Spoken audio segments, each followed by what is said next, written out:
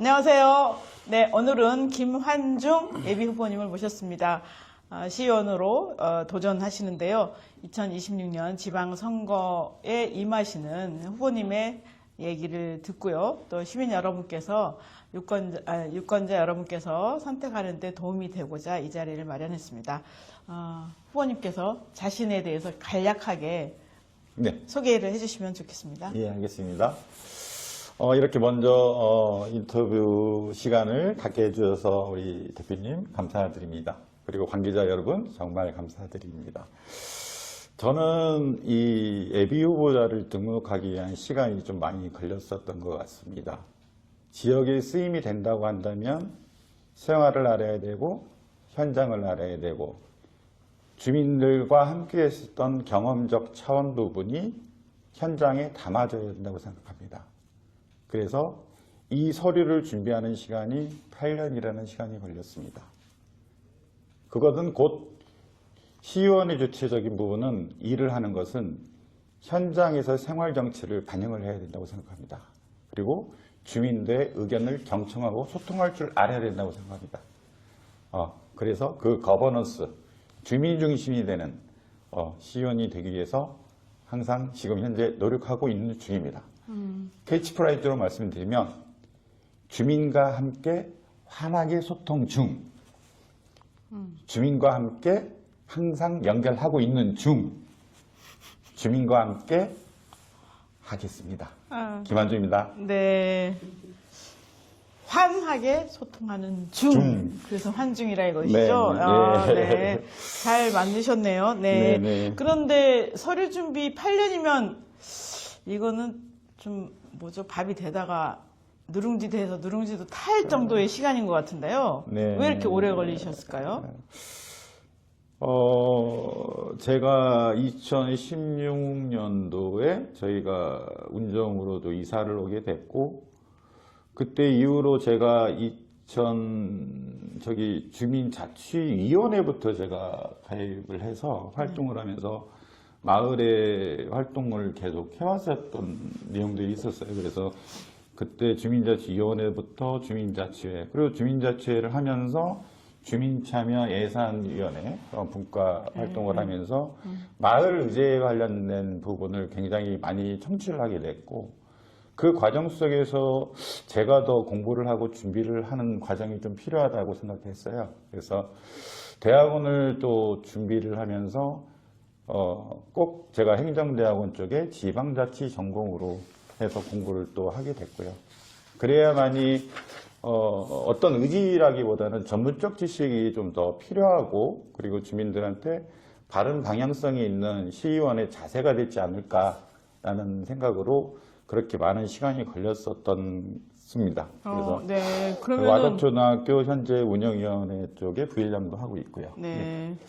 그러면은 시의원을 염두에 두시고, 그러니까 말하자면은 의원을 염두에 두시고 지방자치학과로 지방자치 전공이죠. 네, 지방자치 전공으로 공부를 하신 거네요. 네네, 맞습니다. 네. 예. 그러면은 이런 결심은 아주 오래 전에 하신 것 같은데 어떤 오래전이라기보다는 계기가 있었나요? 자치위원회를 지나고 주민자치회를 하면서 란치게마인드라는 게 있어요. 스위스형, 독일형 무투표 다수결 원칙에 의해서 하는 그 어떤 풀뿌리 민주주의의 근본이라고 생각을 합니다.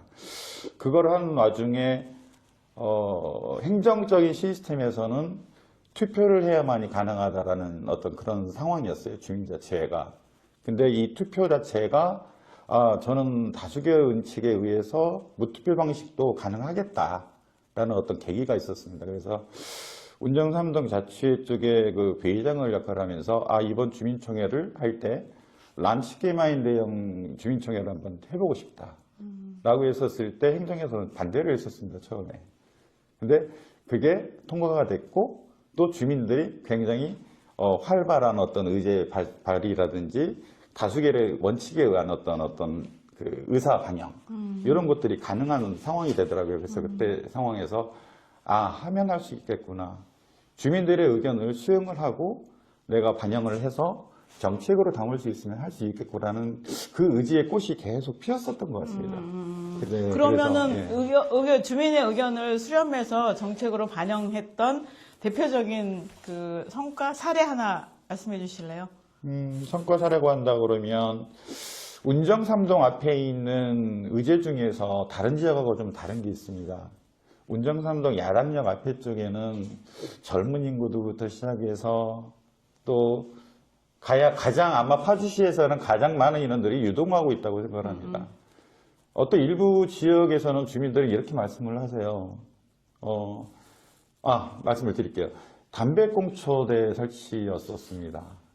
물론 상반된 의견이 있긴 하지만 저희들이 봉사활동을 할 때 항상 들어가서 운정 소리촌을 다니다 보면 담배꽁초가 너무 많은데 맞아요. 예, 봉사활동을 해서 계속 치우면 뭐합니까? 어쨌든 모아줬으면 되겠다. 일단은 주민의 피해는 물론 있습니다. 피고 그 담배 때문에 문제가 생기는 경우도 있지만 하지만 그걸로 생김으로써 인해서 담배꽁초대에 소집하는 거라든지 주변 봉사활동하는 거에 대한 부분이 조금 더 낮아지고 주변 환경 자체가 조금 더 좋아지겠다는 생각. 그렇게 해서 민원 의제, 즉 말하자면 마을 의제로 담아서 시행을 했는데 그래도 많이 주변 환경이 깨끗해지고 주변 환경들한테 좋아진 효과가 더 나왔던 사례가 하나 더 있었습니다. 아, 그러네요. 네네네. 네, 그렇죠. 어차피 그분들도 사실은 네. 있으면 네. 그 담배꽁치 때 버리게 되니까. 예, 네. 예, 예. 2016년도에 파주에 오셨다고 했는데 그 전에 어떻게 사셨는지 인간 김한중을 이제 몇 줄로 요약해서 말씀해 주시면 어떨까요? 처음 직장 생활을 IT 기업에서 시작을 했습니다. 컴퓨터가 많이 나오고 XT, AT, 386, 486 시대부터 시작했으니까요. SM 파트라고 해서 시스템 메인터넌스 쪽의 일을 좀 했고요. 그 직장 생활을 하면서 저도 나름대로 과장까지 직장 생활을 하다가 IT 기업이 그때 상당히 많이 성장이 됐었습니다. 그러면서 사업에 대한 욕심이 좀 있었죠. 그리고 제조업을 해서 사업을 시작을 해서 또 10여 년 정도 제조업을 했고요. 어려운 말씀드리긴 하겠지만은 공장이 좀 불이 나 버렸습니다. 중간에. 예, 그렇게 하면서 사업에 대한 어려움이 닥치게 됐고, 그 와중에 저희들 아이들이 학교를 다녔고, 고등학교, 중학교 이렇게 다니고 있는 상황이었었는데, 그때 상황에서 아이들이 그래도 공부도 잘하고 열심히 했었던 아이들이라 아빠로서의 역할은 충분히 해야 되겠다라고 생각을 했기 때문에 그 당시 하나 말씀드린다고 한다면 저는 2잡, 3잡까지 하면서 아이들 학원비를 냈습니다. 네, 그때 당시에 대리운전도 이동 노동자들이죠. 한 2년 정도 했었던 것 같습니다. 그리고 나서 안정적인 마음이 갖고 싶었었습니다. 그래서 제가 예전에 공부를 해왔던 복지사라는 게 있어서 파주시 노인복지관에 들어가서 계약직 사회복지사로 제가 7년 동안 일을 하게 됐습니다.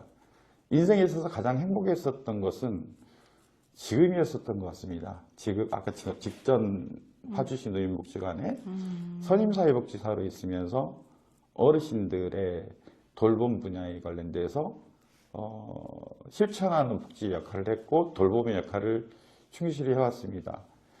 제가 느꼈던 그렇습니다. 어머니, 아버지들이 외로움이 없이 돌봄 분야에 대해서 충실히 우리가 사회적 구조가 연결이 된다고 하면 그분들 또한 고독사 없어질 수 있고요. 운둔역에서 나올 수 있는 대상자들이 상당히 많아집니다. 그래서 항상 행복했습니다. 저임금이지만 항상 긍지도 있었고요. 그래서 인생 살면서 가장 행복했던 시기. 김한중은 여러 가지를 해봤던 것 같습니다. 직장인으로서 또 기업의 CEO로서 그리고 사회복지사로서 이 삶 자체가 주민들한테 반영할 수 있는 그런 갖춤이 되지 않았을까라고 저는 생각이 듭니다. 예. 노인복지관에서 7년 동안 일했으면 노인들의 생리나 심리나 환경이나 이런 것들을 아주 상세하게 잘 파악하실 것 같아요. 그런데 보통 보면 저는 노인복지관 가면 점심시간 전에 11시부터 식당에 줄 서 있는 거 많이 봤었거든요.